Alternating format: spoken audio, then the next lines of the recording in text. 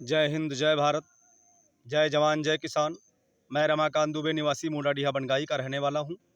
मैं किसान के मुद्दे की बात कर रहा हूं और मैं सीधा राज्य सरकार से डायरेक्ट बात करना चाहता हूं। मैं कहना चाहता हूं राज्य सरकार से कि होश में रहे सरकार। इस तरह ना कार्य करे कि किसान सबसे ज़्यादा परेशान हो जाए। उसकी व्यवस्थाओं को ध्यान में रखे और उसके बारे में ज़रूर सोचे। दोस्तों, आज मैं चाहता हूं, मैं भी किसान का बेटा हूं। मैं किसी उद्योगपति, किसी राजा का लड़का नहीं हूं। मैं एक किसान का बेटा हूं और मुझे सिखाया गया है कि मैं ईमानदारी से कार्य करूं और ईमानदारी पर अपने रहूं।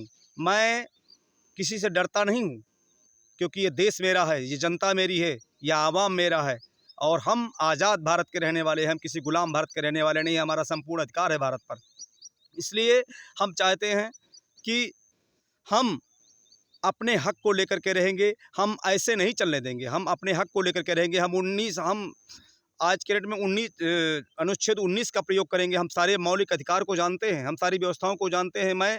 मैं उन प्रत्येक किसानों को जगाना चाहता हूं जो इनकी बातों से वंचित है, जो 5 किलो की राजनीति में पड़े हुए हैं, जो ये नहीं समझ रहे हैं कि ये अपंग बना रहे हैं, ये देश को तोड़ रहे हैं, ये देश को अपंग करने का काम कर रहे हैं, अखंड करने का काम नहीं कर रहे हैं। 5 किलो की राजनीति जो है वो अपंग करने की राजनीति है। इसके विषय में ध्यान देना चाहिए सरकार को।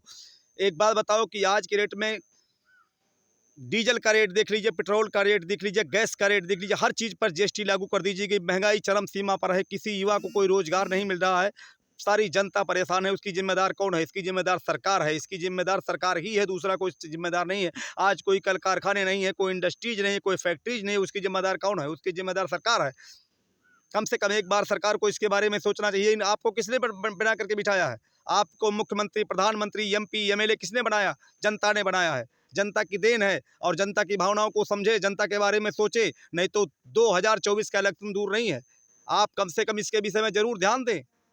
आपको इस बात को ध्यान देना चाहिए। चुनौती है। मैं एक किसान का बेटा हूं, इसलिए आत्मसम्मान से कह रहा हूं कि मैं चाहता हूं कि आप किसान की व्यवस्थाओं को सुनिश्चित करें। अगर आप ऐसा नहीं कर सकते, अगर आप नाकामयाब होते हैं तो 2024 का खामियाजा आप भुगतेंगे। आपको समझना पड़ेगा, आपको जानना पड़ेगा कि किसान के दुख दर्द कैसे हैं और किसान कैसी ज़िंदगी जी रहा है। किसान के विषय में आपको ज़रूर सोचना पड़ेगा, क्योंकि किसान आज बस से बदतर ज़िंदगी जी रहा है। आज उसके छुट्टे पशु उसका जान ले रहे हैं।